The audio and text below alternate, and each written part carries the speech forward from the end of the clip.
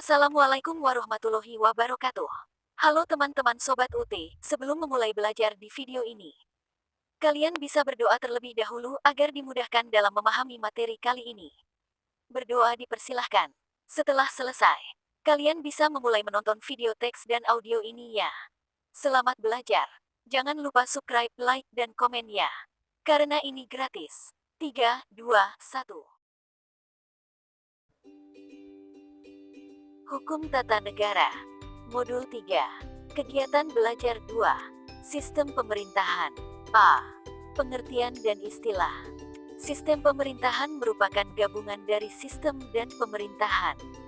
Sistem memiliki pengertian, suatu keseluruhan, terdiri dari beberapa bagian yang mempunyai hubungan fungsional baik antara bagian-bagian maupun hubungan fungsional terhadap keseluruhannya, sehingga hubungan itu menimbulkan suatu ketergantungan antara bagian-bagian yang akibatnya jika salah satu bagian tidak bekerja dengan baik akan mempengaruhi keseluruhannya itu, sedangkan pemerintahan, dalam arti luas adalah segala urusan yang dilakukan oleh negara dalam menyelenggarakan kesejahteraan rakyatnya dan kepentingan negara, jadi tidak hanya menjalankan tugas eksekutif, melainkan juga tugas-tugas yang lainnya, termasuk legislatif dan yudisial.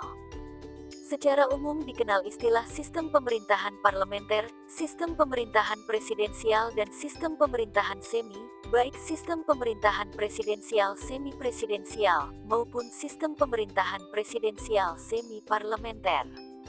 Selain istilah-istilah tersebut, dikenal pula istilah lainnya, yaitu 1. Istilah lainnya bagi sistem pemerintahan parlementer antara lain adalah the parliamentary executive, the cabinet system of government, dan the parliamentary types of government. 2. Istilah lainnya bagi sistem pemerintahan presidensial antara lain adalah non-parliamentary executive atau the fixed executive L30 dan presidential executive constituent. 3. Sistem pemerintahan semi. Semi sering disebut juga dengan campuran, quasi, mixes, maupun hybrid. Organisasi pemerintahan dibagi atas menurut garis vertikal dan horizontal jika ditinjau dari perspektif pembagian kekuasaan. Pembagian kekuasaan secara vertikal telah dibahas dalam membahas susunan negara, khususnya bagian hubungan pusat dan daerah. Pembahasan pembagian kekuasaan secara horizontal didasarkan atas sifat tugas yang berbeda-beda jenisnya yang menimbulkan berbagai macam lembaga di dalam sebuah negara. Sebelum membahas sistem pemerintahan, yang merupakan pembagian kekuasaan horizontal, maka harus dibahas terlebih dulu teori tentang pemisahan kekuasaan, separation of powers. Teori tentang pemisahan kekuasaan, separation of powers, yang akan dikemukakan adalah teori pemisahan kekuasaan, separation of powers, yang dikemukakan oleh John Locke dan Montesquieu, serta dikemukakan pula perkembangan teori pemisahan kekuasaan, separation of powers, dengan sistem checks and balances. Pemikir pertama yang mengemukakan teori mengenai pemisahan kekuasaan dalam negara adalah John Locke dalam bukunya Two Treatises on Civil Government, 1690. Pada bab 12 buku tersebut yang berjudul The Legislative, Executive and Federative Power of the Commonwealth, Locke memisahkan kekuasaan dalam tiap-tiap negara dalam kekuasaan legislatif, eksekutif, dan federatif. Kekuasaan legislatif yaitu kekuasaan membuat undang-undang (UU), kekuasaan eksekutif, yaitu kekuasaan melaksanakan UU, dan kekuasaan federatif, yaitu kekuasaan yang meliputi kekuasaan mengenai perang dan damai, membuat perserikatan dan aliansi serta segala tindakan dengan semua orang dan badan-badan di luar negeri. Menurut Locke, kekuasaan legislatif merupakan lembaga yang dipilih dan disetujui oleh warga chosen and appointed, berwenang membuat undang-undang dan merupakan kekuasaan tertinggi dalam sebuah negara. Dilhami oleh pendapat John Locke, Charles Louis de Secondat, Baron de Montesquieu dalam bukunya The Spirit of Laws, 1748, pada bab 11 menulis tentu konstitusi Inggris. Montesquieu memisahkan tiga jenis kekuasaan, yaitu kekuasaan legislatif, kekuasaan eksekutif, dan kekuasaan yudisial. Kekuasaan legislatif memiliki kekuasaan membuat undang-undang, dan mengubah atau menghapus UU. Kekuasaan eksekutif memiliki kekuasaan menyatakan perang atau damai, mengirimkan atau menerima duta, menjamin keamanan umum, serta menghalau musuh yang masuk, sedangkan kekuasaan yudisial memiliki kekuasaan menghukum para penjahat atau memutuskan perselisihan yang timbul di antara orang perseorangan. Berbeda dengan John Locke yang memasukkan kekuasaan yudisial dalam kekuasaan eksekutif. Montesquieu memandang kekuasaan yudisial sebagai kekuasaan yang berdiri sendiri. Montesquieu mengemukakan bahwa legislator zaman dahulu melakukan pembagian tanah dengan jumlah yang sama ketika negara baru terbentuk atau negara yang sudah terbentuk sangat korup, dan mengatur tentang pembagian tanah tersebut dalam undang-undang, sebab jika tidak diatur dalam undang-undang, maka UUD yang dibuat oleh para legislator tidak akan bertahan lama.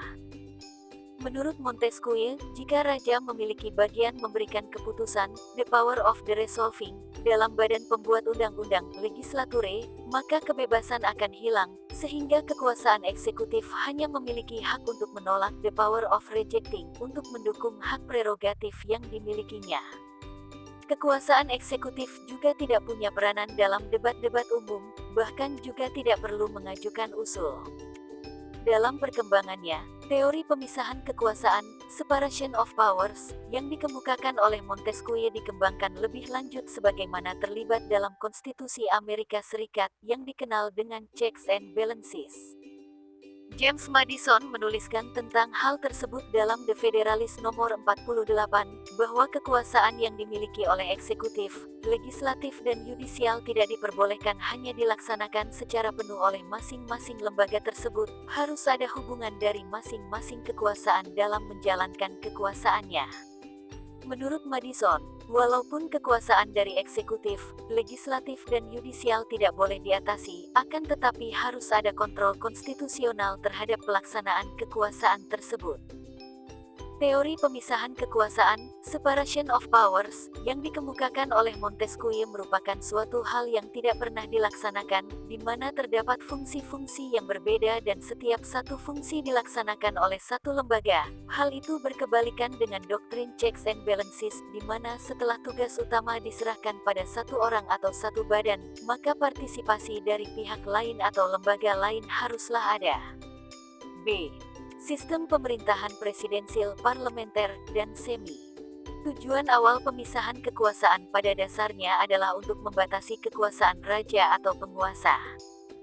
Untuk melaksanakan pembatasan terhadap kekuasaan terhadap raja atau penguasa tersebut, maka pelaksanaannya secara umum dapat dibagi dua, yaitu dengan cara fungsi-fungsi kenegaraan yaitu eksekutif, legislatif dan yudisial dipisahkan, separation of powers, atau dengan cara fungsi eksekutif berasal dari, dipilih dari, fungsi legislatif yang dikenal dengan istilah penyatuan kekuasaan, fusion of powers. Strong menjelaskan fusi penggabungan tersebut sebagai berikut. The cabinet is a committee of parliament tending to be, with the advance of the democracy, a committee of House of Commons. Berdasarkan hal tersebut, maka terjadi penyatuan kekuasaan legislatif pada kamar, majelis pertama, dengan kekuasaan eksekutif kabinet. Berkebalikan dengan teori pemisahan kekuasaan, separation of powers, adalah teori penyatuan kekuasaan, fusion of powers, yaitu kekuasaan dalam negara tidak merupakan lembaga yang terpisah, tapi disatukan. Saat ini, tidak ada satupun negara yang menyatukan eksekutif, legislatif dan yudisial dalam satu lembaga, akan tetapi hanya menyatukan eksekutif dan legislatif dalam satu lembaga, sedangkan kekuasaan yudisial merupakan kekuasaan yang terpisah sesuai dengan prinsip negara hukum, di mana penyelenggara peradilan haruslah independen dan imparsial.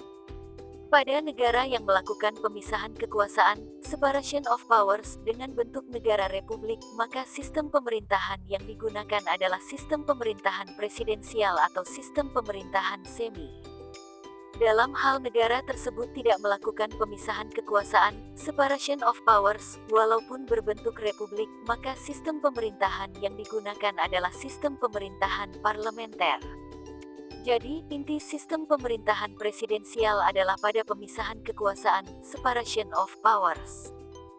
Bagi negara yang melakukan penyatuan kekuasaan, fusion of powers, dengan bentuk negara monarki, kerajaan, maka yang digunakan adalah sistem pemerintahan parlementer atau sistem pemerintahan semi. Dalam sistem pemerintahan parlementer, parlemen adalah pemegang kedaulatan tertinggi, sehingga dalam sistem pemerintahan parlementer tidak akan diizinkan pemisahan kekuasaan antara parlemen dan pemerintah karena secara keseluruhan kesemuanya berdasarkan pada pembagian kekuasaan antara legislatif eksekutif power sharing.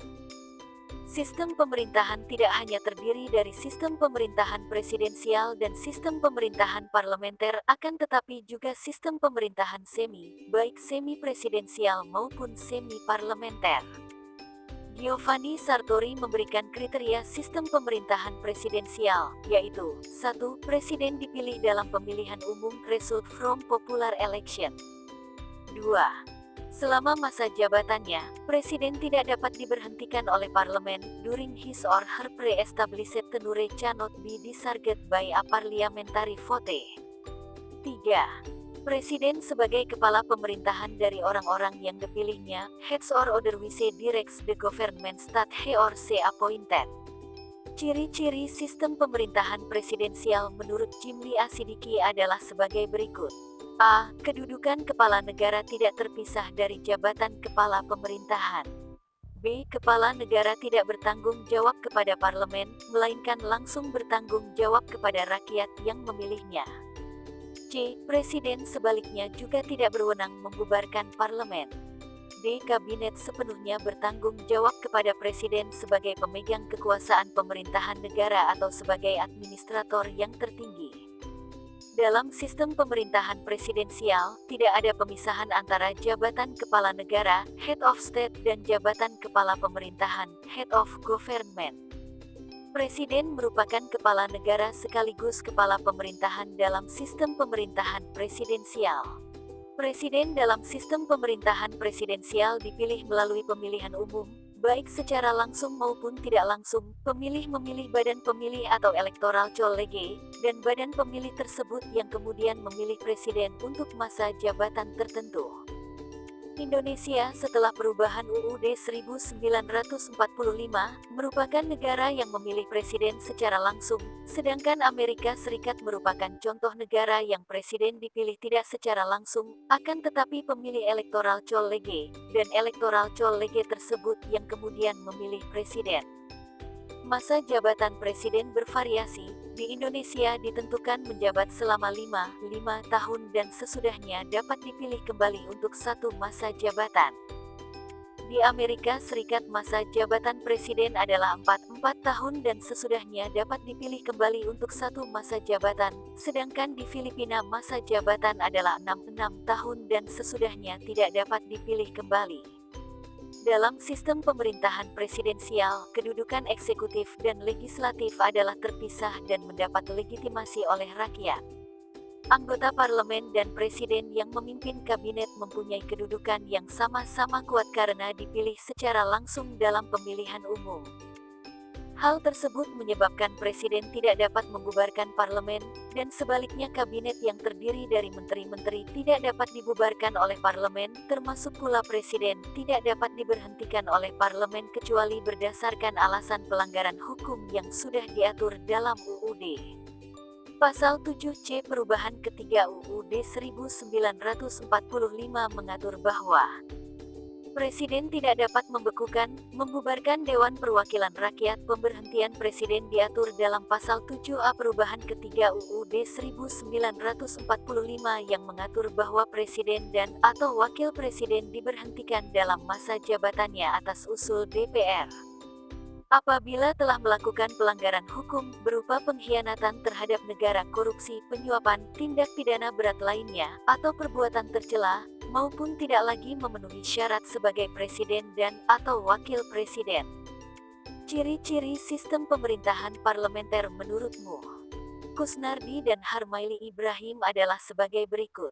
1. Raja, ratu atau presiden sebagai kepala negara, dan tidak bertanggung jawab atas segala kebijaksanaan yang diambil oleh kabinet. 2.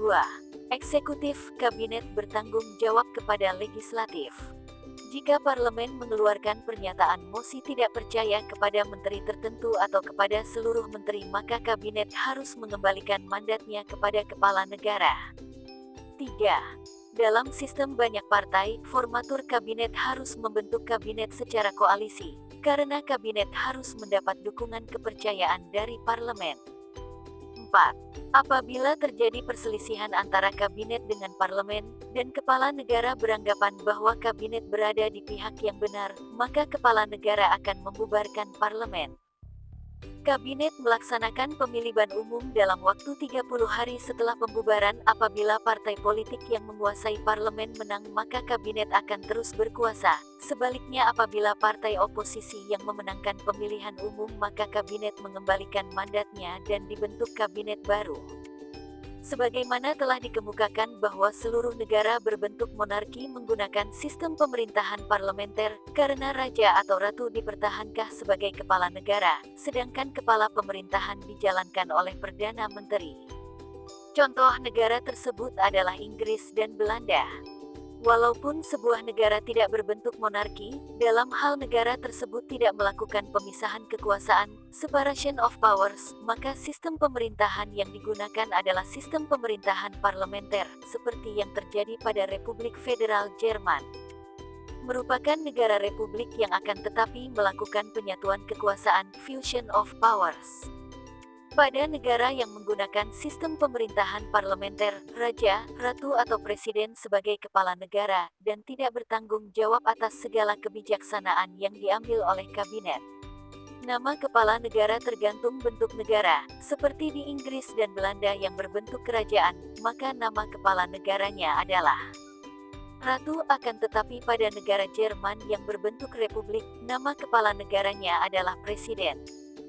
Raja, ratu atau presiden sebagai kepala negara tidak memimpin pemerintahan, sehingga tentu saja tidak bertanggung jawab atas segala kebijaksanaan yang diambil oleh kabinet. Dalam sistem pemerintahan parlementer, yang menjalankan pemerintahan adalah kabinet dengan dipimpin oleh Perdana Menteri. Nama Perdana Menteri juga bervariasi. Sebagai contoh, di Jerman, nama Perdana Menteri menggunakan istilah Chancellor sebagai penyelenggara pemerintahan, maka Perdana Menteri dan Menteri-Menteri Kabinet bertanggung jawab kepada legislatif. Jika parlemen mengeluarkan pernyataan mosi tidak percaya kepada menteri tertentu atau kepada seluruh menteri, maka kabinet harus mengembalikan mandatnya kepada kepala negara.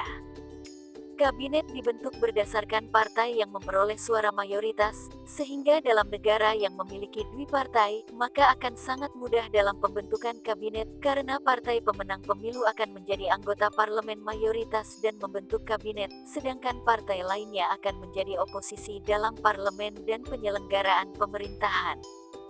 Dalam sistem banyak partai, formatur kabinet harus membentuk kabinet secara koalisi untuk mendapatkan dukungan parlemen. Apabila terjadi perselisihan antara kabinet dengan parlemen, dan kepala negara berpihak pada kabinet, maka kepala negara membubarkan parlemen. Kabinet melaksanakan pemilihan umum. Apabila partai politik yang menguasai parlemen menang, maka kabinet akan terus berkuasa. Sebaliknya, apabila partai oposisi yang memenangkan pemilihan umum, maka kabinet mengembalikan mandatnya dan dibentuk kabinet baru sesuai dengan komposisi di parlemen yang sudah berbeda dengan sebelumnya.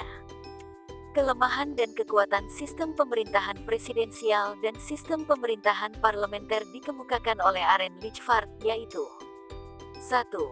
Karena dalam sistem pemerintahan presidensial dipilih dalam masa jabatan yang tetap, maka stabilitas dalam sistem ini sangat tinggi. Perdana Menteri dan Kabinet 4 dalam sistem pemerintahan parlemen dapat pula stabil, sebagaimana di Inggris, akan tetapi dalam parlemen multipartai tanpa koalisi yang kuat, maka kabinet mudah jatuh. 2. Sistem presidensial memecahkan masalah kestabilan eksekutif dengan membuat presiden independen terhadap parlemen, memberikan presiden masa jabatan yang tetap dan melegitimasi kewenangannya melalui pemilihan umum. Pada waktu yang bersamaan, independensi masing-masing dari eksekutif dan legislatif menciptakan potensi timbulnya ketidaksepakatan yang serius dan jalan buntu, deadlock, di antara mereka, yang tidak dapat diselesaikan dengan memindahkan kepala eksekutif dan memilih kepala pemerintahan yang baru.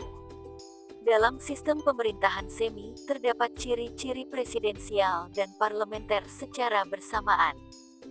Jika dominan kriteria sistem pemerintahan presidensial maka dikategorikan sebagai sistem pemerintahan semi-presidensial, akan tetapi jika yang dominan kriteria sistem pemerintahan parlementer maka dikategorikan sebagai sistem pemerintahan semi-parlementer. Giovanni Sartori mengemukakan bahwa satu karakteristik yang harus dimiliki sistem semi-presidensial adalah struktur kewenangan ganda, dual authority structure. Presiden sebagai kepala negara dan Perdana Menteri sebagai kepala pemerintahan. Berikut adalah karakteristik yang dimiliki oleh sistem pemerintahan semi-presidensial, yaitu 1. Kepala negara presiden dipilih melalui pemilihan umum, baik secara langsung maupun tidak untuk masa jabatan tertentu. 2. Kepala negara berbagai kekuasaan eksekutif dengan Perdana Menteri, menimbulkan struktur kewenangan ganda, dual authority structure.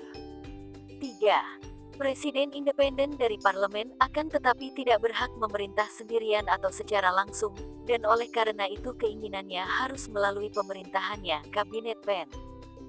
4. Perdana Menteri dan Kabinet bertanggung jawab kepada parlemen, subjek dari mosi tidak percaya, dan memerlukan dukungan mayoritas dari parlemen. 5. Struktur kewenangan ganda, dual authority structure pada sistem semi-presidensial memberikan keseimbangan yang berbeda dan juga untuk mengubah meratanya kekuasaan di dalam eksekutif. Indonesia pernah menggunakan sistem pemerintahan semi-presidensial dan sistem pemerintahan semi-parlementer. UUD 1945, sebelum perubahan, menggunakan sistem pemerintahan semi-presidensial, sedangkan Konstitusi RIS dan UUD RI menggunakan sistem pemerintahan semi-parlementer.